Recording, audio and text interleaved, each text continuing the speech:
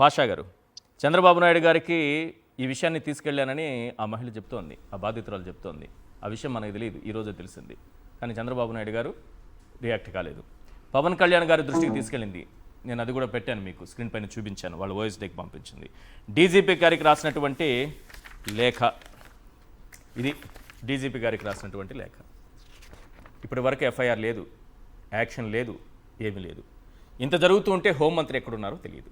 అంటే సీఎం నుంచి హోంమంత్రి వరకు, డీజీపీ వరకు అందరి దృష్టిలో ఉంది. కానీ ఎవ్వరూ స్పందించరు, ఎవ్వరూ మాట్లాడరు, ఎవ్వరూ రియాక్ట్ కారు. అందరికీ నమస్కారం అండి. సార్, ముందుగా ఒక విషయము మీకు క్లియర్గా చెప్పాలి. ఎవరు రియాక్ట్ అవ్వరు, ఎంత మొత్తుకున్నా. ఎందుకంటే నిన్నటి నుంచి మొత్తుకుంటున్నా, నా వాయిస్ వేస్టేనా? ఎవరు రియాక్ట్ అవ్వరు. అరిచి నేను అలసిపోవాల్సిందేనా? అదే చెప్తున్నా. ఎందుకు రియాక్ట్ అవ్వరు అంటే 70-80 కోట్ల మ్యాటర్ ఇది. 70-80 కోట్ల రూపాయల మ్యాటర్ ఇష్యూ ఇది. రియాక్ట్ అయ్యి 70-80 కోట్లు ముంచుకోలేరు కదా. చెప్తాను ఇష్యూ ఏంటో. ఈ ఏదైతే సో కాల్డ్ అరవ శ్రీధర్ అనేటటువంటి వ్యక్తి ఉన్నాడో, ఈయన జనసేన పార్టీ ఎమ్మెల్యే. కానీ ఈయనని గెలిపించింది ఎవరు అంటే తెలుగుదేశం పార్టీ వ్యక్తి. ఓకే, తెలుగుదేశం పార్టీ మన ఎవరు, రూపానంద రెడ్డి గారు, ముక్కా రూపానంద రెడ్డి గారు అంట. అవును. ఈయన 70-80 కోట్ల రూపాయల దాకా ఖర్చు పెట్టి ఈయనను గెలిపించుకున్నాడు. అంటే ఈ అరవ శ్రీధర్ అనేటోడు డమ్మి క్యాండిడేట్. ఆ కాన్స్టిట్యున్సీలో రైల్వే కొడూరులో ఉన్నది ఎవరు అంటే తెలుగుదేశం పార్టీ పవర్లో ఉంది, జనసేన కాదు. మీరు తప్పుగా అర్థం చేసుకోండి. తెలుగుదేశం పార్టీ 70-80 కోట్ల రూపాయలు పెట్టి తెలుగుదేశం పార్టీ ఆ సీటును ముంచుకొని తెలుగుదేశం పార్టీ ఏం బాగుపడుతుంది? 70-80 కోట్ల రూపాయలు అంటే పెద్ద అమౌంట్ కదా. వాళ్ళు ఎందుకు యాక్షన్ తీసుకుంటారు? మీరు బలగా మాట్లాడారు. 70-80 కోట్ల రూపాయలు వెనక, దీని వెనక ఉందంటే అంటే వాళ్ళు ఎందుకు యాక్షన్ తీసుకుంటారు? మన అమాయకత్వం. మనము రాయడము, ఫలానా వ్యక్తికి లెటర్ రాసాము, ఫలానా వ్యక్తికి కంప్లైంట్ ఇచ్చాము. సార్, మీరు డీజీపీ గారికి కంప్లైంట్ ఇచ్చాను, డీజీపీ గారికి అంటారేంటి? చంద్రబాబు నాయుడు గారికి కంప్లైంట్ ఇస్తేనే దిక్కుముక్కు లేదు. ఆయన ఊరికి వెళ్ళి ఆయనకి కంప్లైంట్ చేతుల్లో పెడితేనే దిక్కుముక్కు లేదు ముఖ్యమంత్రి గారికి. మీరు డీజీపీ గారికి అంటారేంటి? ఆయన బిజీ ఉన్నారు. ఫ్యామిలీ తెచ్చిన సంప్రదాయాన్ని రాష్ట్రం అంతా పరిచయం చేయడంలో బిజీ ఉన్నారేమో, పట్టించుకోలేదేమో. అదే చెప్తున్నాను సార్.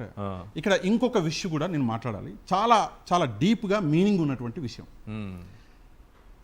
పవన్ కళ్యాణ్ గారు ఈ అరవ శ్రీధర్ అనే వ్యక్తిని ఎప్పటికీ సస్పెండ్ చేయలేడు.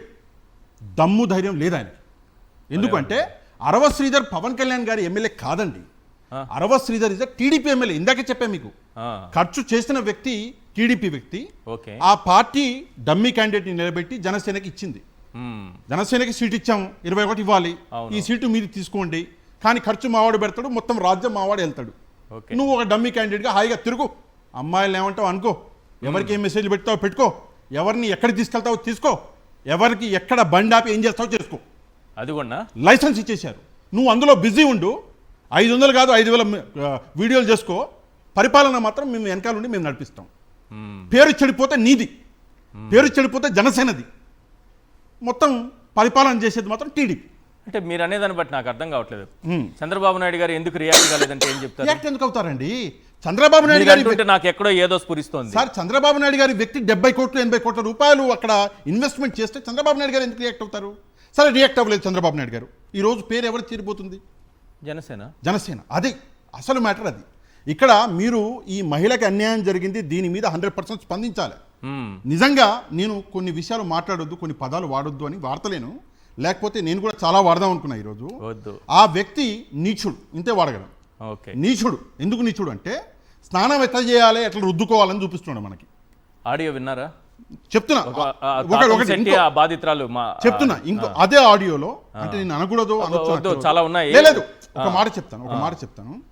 ఈ వ్యక్తి ఎవరైతే 70 కోట్లు 80 కోట్లు పెట్టాడో, ఈయన పేరేంటి, రూపానంద రెడ్డి గారు. ఈయన ఇంట్లోకి పద్ధతిగా చెప్తా. ఆయన ఇంట్లో కూడా ఇదే పెంట. ఆ వ్యక్తి కనిపించేది ఏంటి? మంచి కనిపిస్తలేదు. ఆడవాళ్ళని చూస్తే వాడికి కనిపించేది ఇది. తనకి రాజకీయ భిక్ష పెట్టి తనని ఎమ్మెల్యే చేసిన వాళ్ళ ఇంట్లో ఆడవాళ్ళని కూడా అదే చూస్తాడని వద్దు. అమ్మాయి కూడా అదే చెప్పింది, నిన్న చెప్పింది, ఛానల్లోనే చెప్పింది. మాట్లాడొచ్చు కానీ ఆడియోలో ఉంది అది. అదే సిగ్గుపడాలి. ఇక్కడ ఒక విషయం. రెండో విషయం ఏంటంటే, మీరు ఇందాక అడిగారు చంద్రబాబు నాయుడు గారి యాక్షన్, అది యాక్షన్. అవును, ఇది కేవలం రైల్వే కోడూరు అని కాదండి. ఇది దాదాపుగా 21 మంది ఎమ్మెల్యేలు ఎంతమంది ఉన్నారో దాదాపుగా అంతే. మొత్తం కూడా బయటికి మీకు జనసేన ఎమ్మెల్యేలు కనిపిస్తున్నారు. ఏ ఎమ్మెల్యేని పవన్ కళ్యాణ్ సస్పెండ్ చేయలేడు, ఏ ఎమ్మెల్యే మీద పవన్ కళ్యాణ్ యాక్షన్ తీసుకోలేడు. ఎందుకంటే direct or indirect they are TDP MLAs.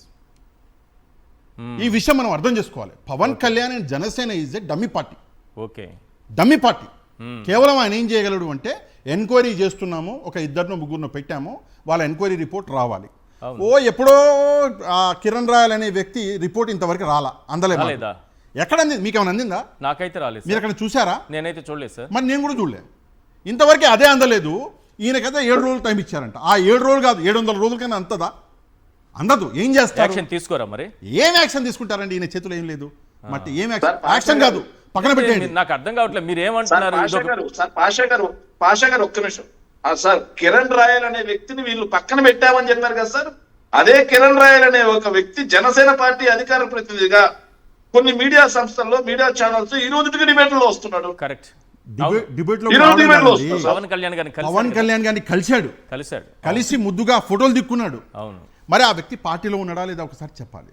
And ఇంకో విషయము, జనసేన పార్టీకి టీడీపీ పార్టీకి ఒక నేను ఏం చెప్పాలనుకుంటున్నానంటే, ఇక్కడ ఇష్యూస్ జరిగితే పేరు చెడబోయేది జనసేనది, టీడీపీది చెడిపోవట్లే.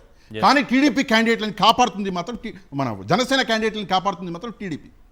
జనసేన క్యాండిడేట్ల మీద పవన్ కళ్యాణ్ ఎలాంటి యాక్షన్ తీసుకోకుండా చంద్రబాబు నాయుడు గారు ఒక కవచం లాగా ఉన్నాడు.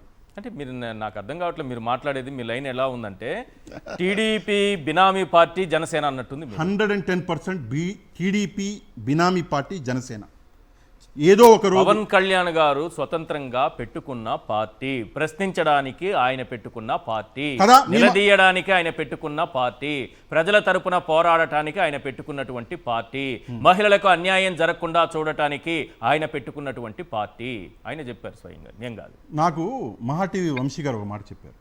ఆయన ఏం చెప్పారు? లేదు ఇతను డమ్మీ క్యాండిడేటు, 70-80 కోట్లు ఖర్చు పెట్టింది టీడీపీ క్యాండిడేట్ అక్కడ అంటున్నారు. మరి ఆయన మాట నమ్మనా, మీ మాట నమ్మనా? నేను ఏం టీడీపీకి దగ్గర ఉండే వాళ్ళ మాటలే నమ్మను. అదే చెప్తున్నాను కదా.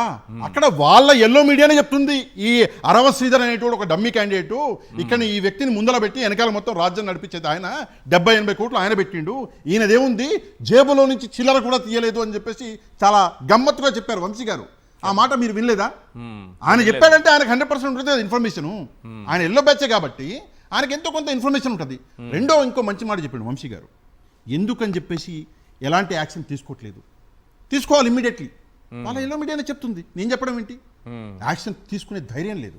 ఎందుకు లేదు అంటే ఈయనకి మాటలకి సరే యాక్షన్ పక్కన పెడదాం సార్, అట్లీస్ట్ ఆ ఇష్యూ మీద ఇదే మాట ఏదైతే లెటర్ ఉందో, లేదు ఎంక్వైరీ కమిషన్ వేసాము, ఓ ముగ్గురిని పెట్టాము, ఎంక్వైరీ అవ్వనివ్వండి, ఎంక్వైరీ తర్వాత నేను సస్పెండ్ చేస్తాను మీడియాతో మాట్లాడారా పవన్ కళ్యాణ్ గారు? ఎక్కడా మాట్లాడలేదు.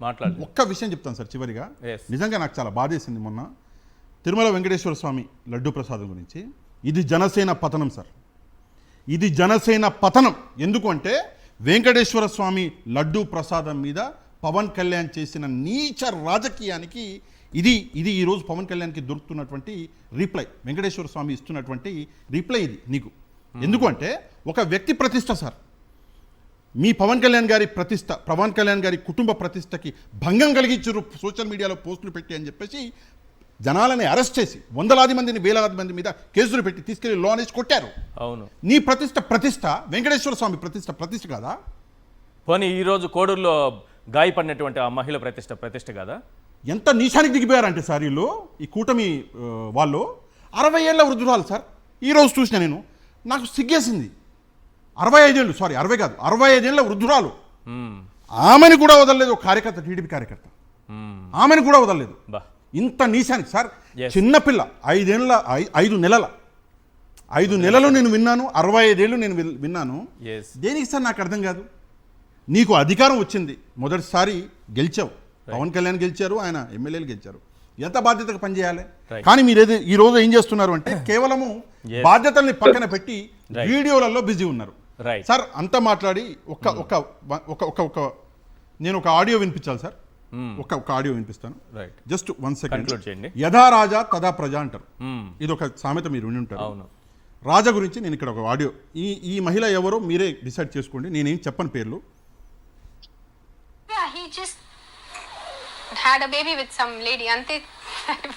దాంట్లో నేను చాలా ఈజీగా చెప్తున్నాను, అంత ఈజీ లేదు. బికాజ్ ఇదే మీతో all his female fans who go crazy for him, అదే మీరు ఆయన భార్య ఉండుంటే అండ్ అదే ఆయన మీతో చేస్తుంటే 11 years పెళ్లి తర్వాత మీకు తెలియకుండా ఇంకొక అమ్మాయితో ఒక బేబీ కన్నుంటే అప్పుడు మీ పరిస్థితి ఎలా ఉండేది ఒక్కసారి వాళ్ళు చెప్తే కొంచెం తిరిగిపోతుంది. ఇది పవన్ కళ్యాణ్ గారి గురించి పవన్ రేణు కళ్యాణ్ దేశాయ్ గారి గారి వాయిస్ మీరు వినిపించింది సార్ రేణు దేశాయ్ రేణు దేశాయ్ గారి voice sir. Okay okay okay Renu Desai ఇప్పుడు ఎందుకు సార్, సార్, లేదు, లేదు. నో నో నో నో ఇప్పుడు సందర్భమా లేదు సందర్భం ఎందుకు అంటున్నాను నేను, ఇది నేను క్రియేట్ చేసిన వీడియో కాదు, ఇది సోషల్ మీడియాలో ఉన్న వీడియో, నేనేం కొత్తగా తీసుకురాలే. అండ్ సంవత్సరాల నుంచి ప్రజలు వింటున్నటువంటి వీడియో, ఇది కొత్త వీడియో కాదు. కానీ రాజు ఎలాంటి వాడు అన్నది ఇక్కడ క్లారిటీగా వినిపిస్తున్నది. అలాగే నేను 1% ఫాలో అవుతున్న పవన్ కళ్యాణ్ గారిని అన్నాడు ఈ అరవ శ్రీధర్. అవును ఆయన 100% ఫాలో అయింది ఇక్కడ ఉంటే, అరవ శ్రీధర్ ఫాలో అయిన 1% ఇక్కడ ఉంది. ఇంకా 99% ఫాలో అవ్వాలన్నా మరి ఆ 99% ఏం పెంట పెడతాడో Right. అది దేవుడికే తెలుసు. రైట్. ఏంటి మీరు ఏదో చూపిస్తున్నారు, ఏంటిది వీడియో ఏదో చూపిస్తున్నట్టున్నారు శేఖర్ రెడ్డి గారు. సార్ ఈ రోజు జగన్మోహన్ రెడ్డి గారు మాట్లాడిన తర్వాత వీళ్ళ ఎమ్మెల్యే చేసినటువంటి వికృతమైన మాటల గురించి జగన్మోహన్ రెడ్డి గారు మాట్లాడారు కదా సార్. మాట్లాడిన తర్వాత బూత్ జ్యోతి అదే బూత్ ఛానల్ ఒకటి ఉంటుంది సార్. బూత్ ఛానల్లో అత్యద్భుతమైన సంస్కారవంతమైన ట్రిపుల్ ఎక్స్ సోప్ లాంటి వ్యక్తులను తీసుకొచ్చి కూర్చోబెట్టి దాని మీద మాట్లాడిస్తున్నారు సార్. మహిళా సాధికారిత గురించి ఎవరు మాట్లాడుతున్నారో తెలుసా సార్? జనసేన కిరణ్ రాయల్. మహిళా సాధికారిత గురించి కోన రవికుమార్. చాలు ఆ రెండు చాలండి ఎగ్జాంపుల్స్. ఇది బూత్ ఛానల్ కాక ఏమవుతుంది సార్ ఇది? చాలు ఆ రెండు ఎగ్జాంపుల్స్. కిరణ్ రాయల్ మహిళా సాధికారిత గురించి, కోన రవికుమార్ మహిళా సాధికారిత గురించి మాట్లాడుతుంటే ఇక ప్రజలు రెండు చేతులు జోబులో పెట్టుకొని ఎడిపోతున్నారో తెలియట్లేదండి సార్. రైట్.